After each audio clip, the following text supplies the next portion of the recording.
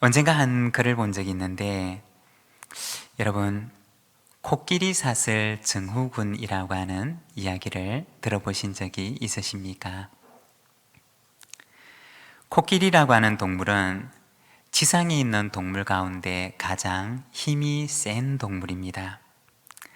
서커스단에 가게 되면 이 힘센 동물을 길들이기 위해서 코끼리가 아주 어렸을 때부터 기둥을 세워두고 뒷다리에 사슬을 묶어서 그것을 기둥에다가 고정을 시켜 놓는다고 합니다. 그러면 아기 코끼리는 처음에는 그 사슬을 벗어나려고 안간힘을 쓰는데, 그런데 아무리 애를 써도 소용이 없다는 사실을 알게 된 후부터는 사슬을 풀어놓고 말뚝만 세워놓아도 거기에서 벗어나려고 하지 않는다고 합니다. 이제는 얼마든지 마음만 먹으면 벗어날 수 있음에도 불구하고 그 마음이 여전히 사슬에 꽁꽁 묶여 있어서 거기에서 꼼짝을 못하는 것입니다. 여러분, 죄는 무엇과 같을까요? 마치 코끼리의 뒷다리를 붙들고 있는 사슬처럼 죄는 죄를 짓는 그 사람을 속박하는 것입니다. 그렇지만 복음은 무엇이냐? 그 사슬을 끊어버리게 하고 그를 자유롭게 하는 것, 그것이 바로 복음인 것입니다. 우리가 이 땅 가운데 살아가며 복음이 우리에게 주는 참 자유를 누리며 살아가는 우리 모든 믿음의 가족들이 되시기를 바랍니다.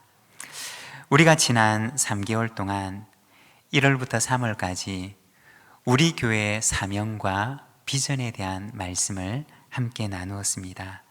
여러분, 우리 교회의 사명을 기억하십니까?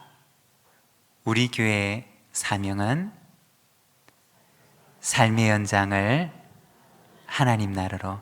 어떻게 그렇게 잘하십니까? 그러면 우리 교회의 비전은 무엇인지 아십니까? 우리 교회의 비전은 치유가 있는 교회, 회복이 있는 교회, 아름다운 유산을 남기는 교회. 어떻게 그렇게 잘하시나요? 우리가 지난 3개월 동안 사명에 대해서, 그리고 우리의 삶의 현장에 대해서, 그리고 치유와 회복에 대해서 말씀을 나누었습니다.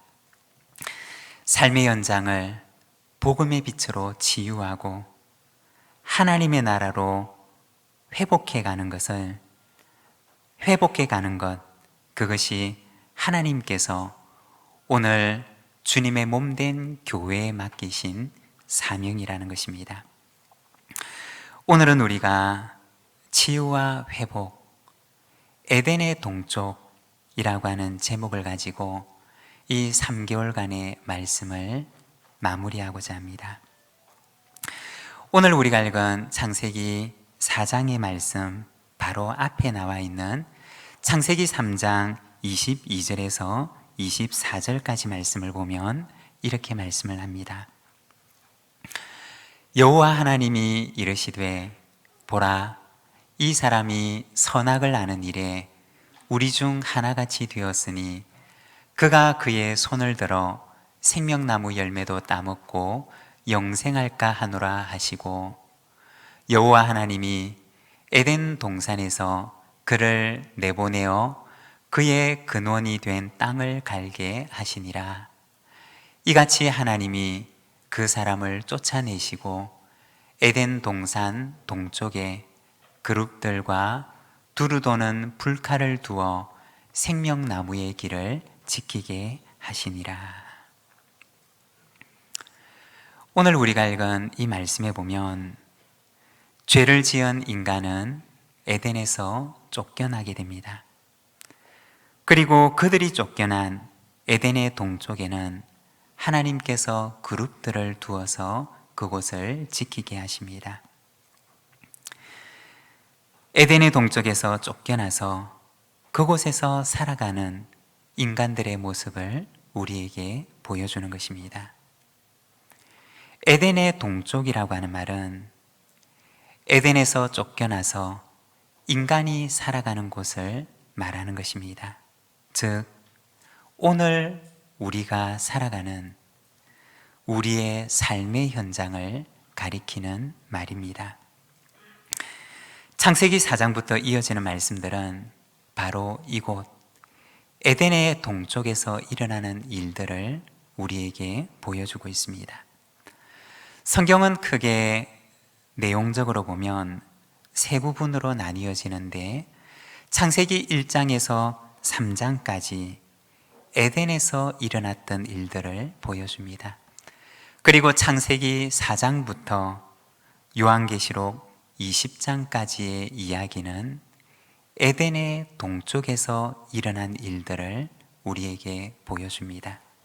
그리고 요한계시록 21장과 22장의 이야기는 다시 회복된 에덴, 다시 회복된 새하늘과 새 땅, 다시 회복된 하나님의 나라에서 있을 일들을 우리에게 보여주고 있습니다. 에덴의 동쪽은 어떠한 곳일까요? 오늘 우리가 읽었던 창세기 4장 7절의 말씀을 보면 이렇게 말씀을 합니다. 내가 선을 행하면 어찌 낯을 들지 못하겠느냐? 선을 행하지 아니하면 죄가 문에 엎드려 있느니라. 죄가 너를 원하나 너는 죄를 다스릴지니라. 에덴의 동쪽은 어떠한 곳일까요? 하나님께서는 에덴의 동쪽에서 살아가는 가인에게 말씀하십니다. 죄가 너를 원하지만 너는 죄를 다스리라. 마치 사슬에 묶인 아기 코끼리에게 다가오는 것처럼 사탄은 오늘도 에덴의 동쪽에서 살아가는 인간에게 다가와서 그 귀에 대고 죄를 속삭이며 죄로 유혹하고 그리고 그를 죄의 사슬에 꽁꽁 묶어두려고 한다는 것입니다. 그러나 하나님께서는 에덴의 동쪽에서 살아가는 인간에게 말씀하십니다. 죄가 너를 원하지만 너는 죄를 다스리라. 이 말을 다른 말로 바꾸어 말한다면 에덴의 동쪽에서 살아가는 사람에게 하나님께서 말씀하시는 것입니다. 너희의 삶의 현장에서 다시 하나님의 나라를 회복하라. 죄가 다시는 너를 주장하지 못하도록 하여 내 자신을 죄에게 내어주지 말고 하나님의 다스림이 너희의 삶 속에 임하도록 하라고 하시는 말씀입니다. 이것이 바로 에덴의 동쪽에서 살아가는 인간에게 하나님께서 주신 부탁의 말씀인 것입니다. 오늘은 우리가 창세기 4장 말씀을 통해서 우리가 살아가는 삶의 현장, 치유와 회복을 기다리는 에덴의 동쪽은 어떠한 곳인가? 우리가 이 말씀을 함께 묵상하기를 원합니다. 우리의 삶의 현장, 오늘 우리가 살아가는 에덴의 동쪽은 어떠한 곳일까요? 먼저 첫 번째, 에덴의 동쪽은 사랑을 기다리는 세상입니다. 4절에서 6절까지 말씀을 우리가 자막을 보면서 함께 읽겠습니다.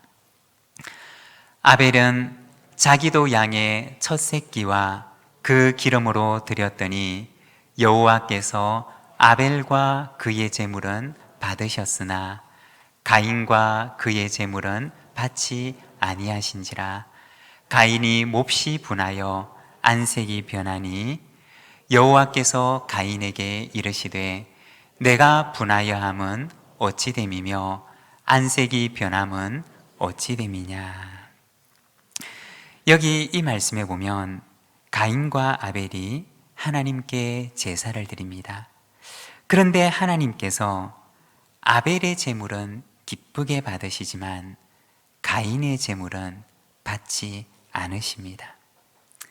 그리고 이 일로 인해서 분을 내고 동생을 향하여 시기하고 미워하는 가인의 모습을 보여주고 있습니다. 여러분, 왜 하나님께서는 아벨의 제물은 받으셨지만 가인의 제물은 받지 않으신 것일까요?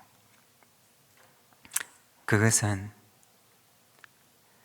하나님께서 아벨의 삶은 기쁘게 받으실 수 있으셨기 때문에 그가 드린 제물도 받으실 수 있으셨지만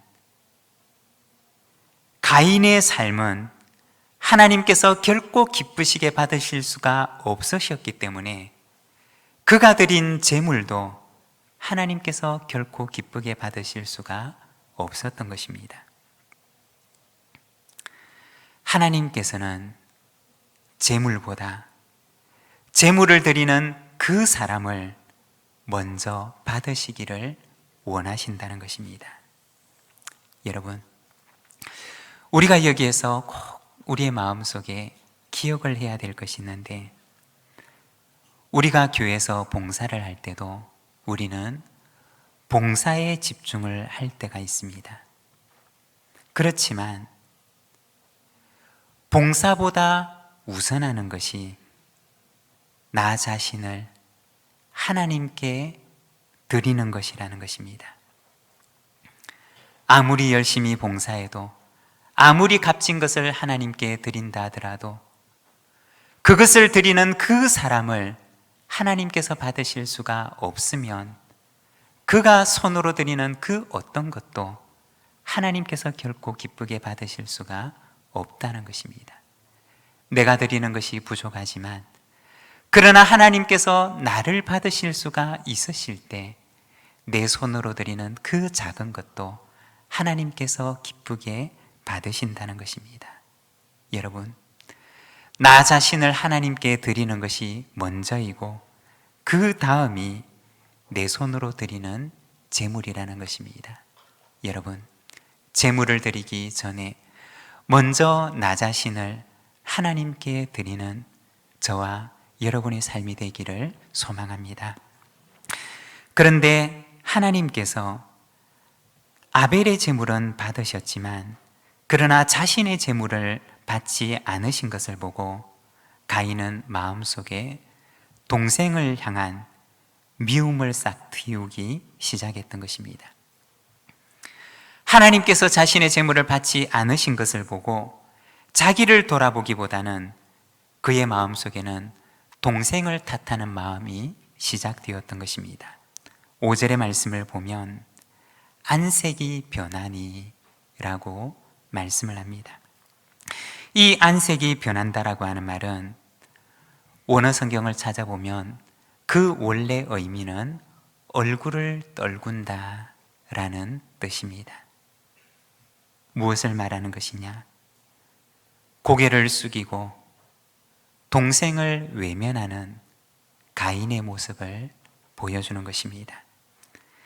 사랑의 시선을 거두어 버리고 미움으로 동생을 외면하며 분노로 가득 차 있는 가인의 모습을 보여주는 것입니다.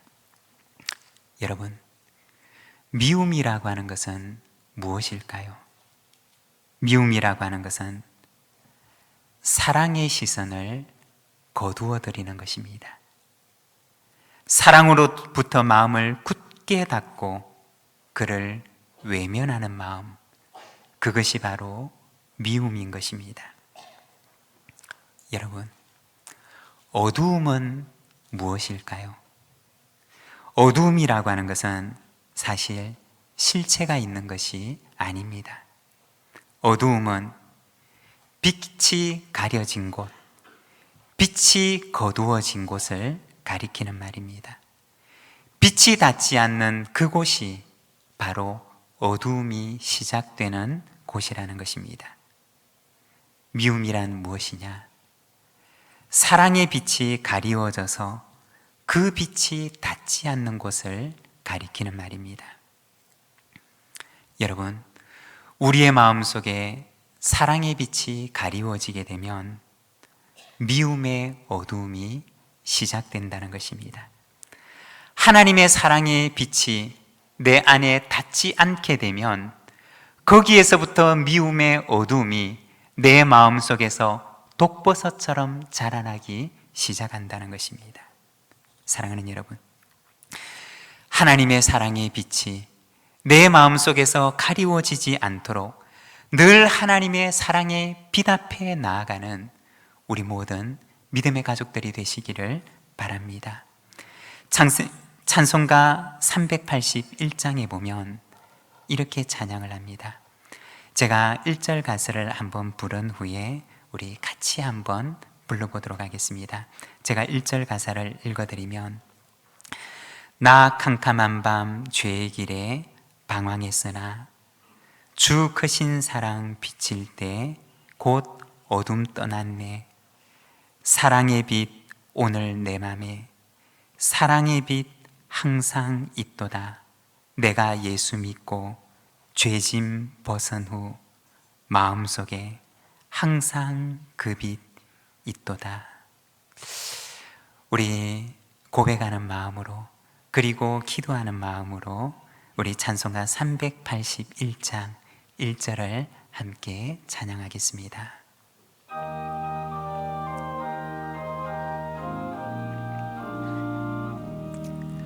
나 캄캄한 밤 죄의 길에 방황했으나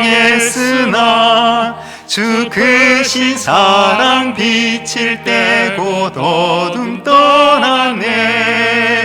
사랑의 빛 오늘 내 맘에 사랑의 빛 항상 있도다. 내가 예수 믿고 죄짐 벗은 후 마음속에 항상 그 빛인. 우리 다시 한번 부르겠습니다. 나 캄캄한 밤 죄의 길에 방황했으나 주 크신 사랑 비칠 때 곧 어둠 떠났네. 사랑의 빛 오늘 내 맘에 사랑의 빛 항상 있도다. 내가 예수 믿고 죄짐 벗은 후 마음속에 항상 그 빛이 있도다. 아멘.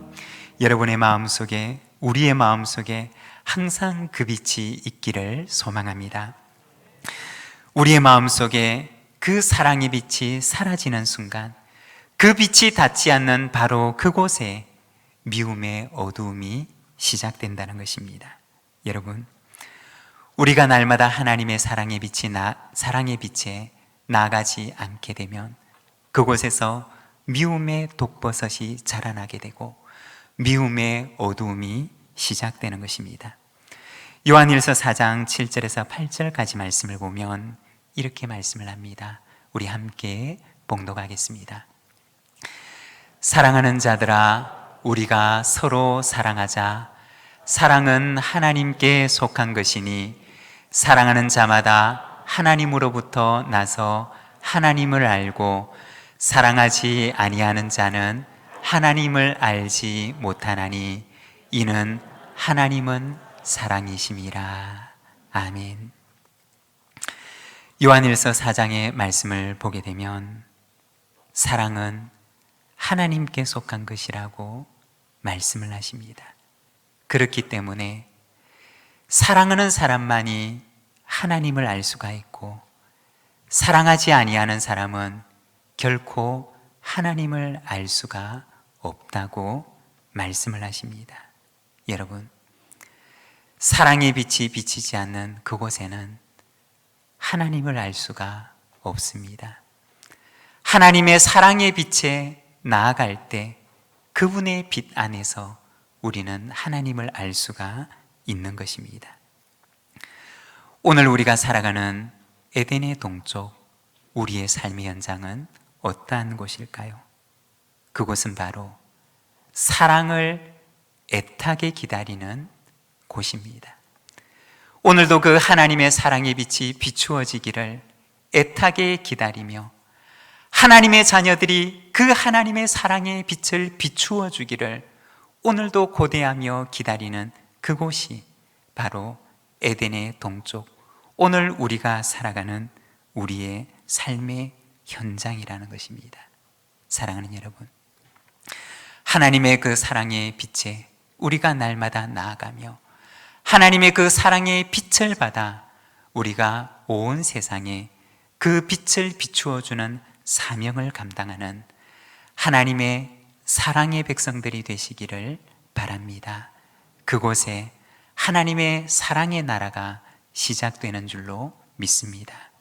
그리고 두 번째, 우리의 삶의 현장 에덴의 동쪽은 평화를 기다리는 세상입니다.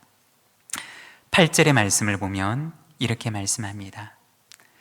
가인이 그의 아우 아벨에게 말하고 그들이 들에 있을 때 가인이 그 아우 아벨을 쳐 죽이니라.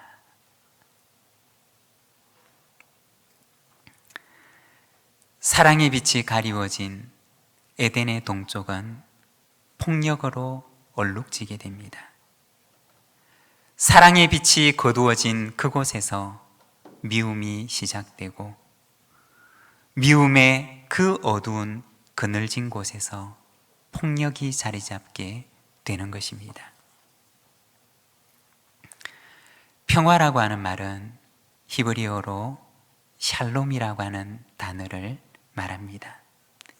샬롬이라고 하는 말은 그 본래 의미가 온전하다 라는 단어에서 온 말입니다.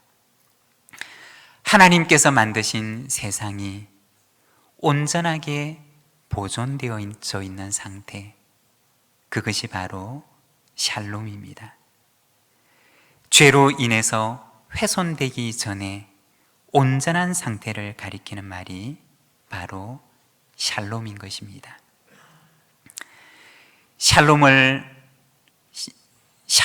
온전히 누리던 에덴에서는 서로에 대한 존중이 있었습니다. 서로에 대한 배려가 있었고 서로의 연약함을 감싸주는 용납과 포용이 있었습니다. 아담의 연약함을 하와가 감싸주었고 하와의 연약함을 아담이 용납하고 포용해 주는 곳, 그곳이 바로 에덴의 샬롬이었고 에덴의 평화였던 것입니다. 그렇지만 죄로 인해서 손상된 에덴의 동쪽에서는 샬롬이 깨어지고 용납과 포용이 사라지고 폭력만이 자리 잡게 되었던 것입니다. 내 마음에 들지 않으면, 내 기준에 부합하지 않으면 폭력으로 그것을 관철시키는 샬롬을 잃어버린 세상이 되고 만 것입니다. 여러분, 힘과 폭력이 지배하는 세상은 하나님께서 만드신 샬롬이 깨어져 버린 세상입니다. 힘과 폭력을 가지고 지배하고자 하는 이의 마음속에는 하나님의 샬롬이 자리 잡을 수가 없다는 것입니다. 우리는 곳곳에서 오늘도 샬롬이 깨어진 전쟁의 소식들을 듣습니다. 샬롬이 깨어진 폭력의 소식들을 오늘도 우리는 듣습니다. 오늘 우리가 살아가는 에덴의 동쪽, 우리의 삶의 현장은 어떠한 곳일까요? 그곳은 평화를 기다리는 세상이라는 것입니다. 하나님께서 지으신 그 샬롬이 오늘 우리의 삶의 현장에서 회복되어지기를 간절히 고대하고 기다리는 세상, 그곳이 바로 오늘 우리가 발을 딛고 살아가는 세상이라는 것입니다. 로마서 8장 19절의 말씀을 보면 이렇게 말씀을 합니다. 피조물이 고대하는 바는 하나님의 아들들이 나타나는 것이니. 오늘도 온 세상의 피조물들은 하나님의 아들들의 회복을 기다리며 세상의 회복을 오늘도 고대하며 기다리고 있는 것입니다. 하나님의 아들들이 회복되는 그곳에 바로 하나님께서 만드신 샬롬과 평화가 회복되는 것입니다. 세상은 오늘도 평화를 기다립니다. 샬롬의 회복을 기다립니다. 하나님의 아들들의 회복을 기다립니다. 하나님의 아들들의 그 가슴 속에 샬롬이 회복되기를 기다리는 것입니다. 사랑하는 여러분, 이 세상 가운데서 평화의 도구로, 화해의 도구로, 하나님의 샬롬의 도구로 쓰임을 받는 우리 모든 믿음의 가족들의 삶이 되시기를 바랍니다. 그리고 세 번째는 그리스도를 기다리는 세상입니다. 하나님의 나라는 우리의 힘으로 만들 수 있는 세상이 아닙니다. 하나님의 나라는 하나님께서 완성하시는 세상입니다. 하나님의 아들 예수 그리스도를 통해서 이 땅 위에 임하는 세상입니다. 하지만 그 나라가 이 땅 위에 완성되기 전에 예수님께서는 제자들에게, 그리고 예수 그리스도를 따라가는 오늘 우리들에게 하나님의 나라가 이 땅 위에 임하도록 기도하라고 말씀을 하십니다. 마태복음 6장 9절과 10절에 보면 예수님께서 제자들에게 말씀을 하십니다. 그러므로 너희는 이렇게 기도하라. 하늘에 계신 우리 아버지여, 이름이 거룩히 여김을 받으시오며. 10절의 말씀을 함께 읽겠습니다. 나라가 임하시오며 뜻이 하늘에서 이루어진 것 같이 땅에서도 이루어지이다. 예수님께서는 제자들에게, 그리고 오늘 이 땅을 살아가는 하나님의 백성들에게 말씀하십니다. 하나님의 뜻이 하늘에서 이루어진 것처럼 이 땅 위에서도 이루어지도록 너희는 기도하라 말씀하십니다. 그리고 오늘 우리가 살아가는 삶의 현장에서 하나님의 백성이 되어 하나님의 나라가 이 땅 위에 임하도록 너희는 살아가라 말씀하십니다. 오늘 우리가 살아가는 삶의 현장, 에덴의 동쪽은 하나님의 나라의 회복을 기다리는 세상입니다. 오늘 우리는 에덴의 동쪽에 서 있습니다. 하나님께서 보내신 하나님의 나라를 만들 사명을 주신 사명의 땅 에덴의 동쪽에 우리는 서 있습니다. 그곳에서 여전히 죄는 우리를 위협하고, 가인이 죄의 유혹에 빠져서 자신의 동생을 쳐 죽였던 바로 그 자리, 죄의 유혹이 여전히 존재하는, 그리고 하나님의 나라를 파괴하는 바로 그 사단의 유혹이 있는 에덴의 동쪽에 우리는 여전히 서 있는 것입니다. 그러나 바로 그곳에서 하나님께서는 우리에게 사명을 주시는 것입니다. 사명은 보내는 분이 있을 때에야지만이 존재하는 것입니다. 오늘 우리는, 오늘날 교회는 하나님께서 위탁을 하신 사명을 받은 존재입니다. 내가 서 있는 곳 에덴의 동쪽, 내가 서 있는 삶의 현장에서 하나님의 나라를 다시 회복하라는 사명을 하나님께서는 오늘도 우리에게 주십니다. 여러분, 내가 서 있는 나의 가정, 내가 몸담고 있는 우리의 교회, 그리고 내가 살아가는 일터, 나의 모든 삶의 현장에서 하나님께서 우리에게 주신 사명을 가지고 그곳을 하나님의 나라로 만들어가는 거룩한 하나님의 백성들이 되시기를 바랍니다. 오늘 우리에게 주신 말씀을 생각하며 우리 함께 기도하기를 원합니다. 하나님, 내가 서 있는 가정, 나의 교회, 나의 일터, 나의 삶의 현장에서 그곳을 사랑의 세상으로, 그곳을 평화의 세상으로, 그곳을 하나님의 나라로 만들어가는 선한 능력을 오늘도 우리에게 허락하여 주시옵소서. 하나님의 충만한 성령을 우리에게 허락하여 주시옵소서. 우리 시간 함께 기도하며 나가겠습니다.